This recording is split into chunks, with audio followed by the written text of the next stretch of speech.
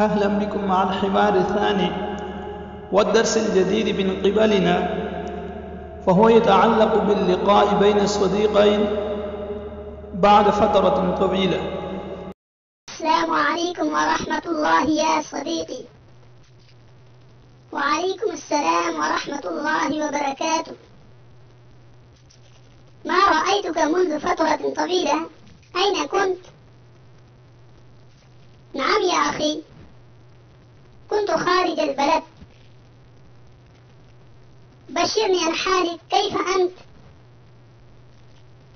الحمد لله على أحسن حال. وكيف تمضي معك الأيام؟ الحمد لله، الأمور على ما يرام وكل شيء على التمام. أرجو ألا أكون فضوليا لو سألتك ما هو شغلك هذه الأيام.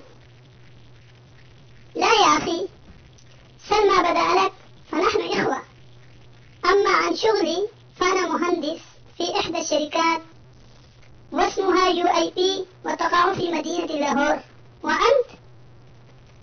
أنا مدرس في إحدى المدارس الدينية واسمها جامعة إسلامية الواقعة في مدينة أبوتباد.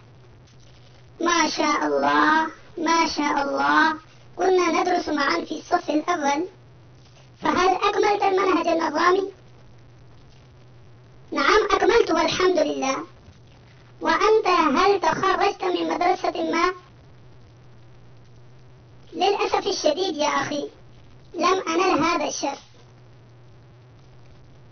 أدعو الله تعالى أن يوفقك ويسره عليك.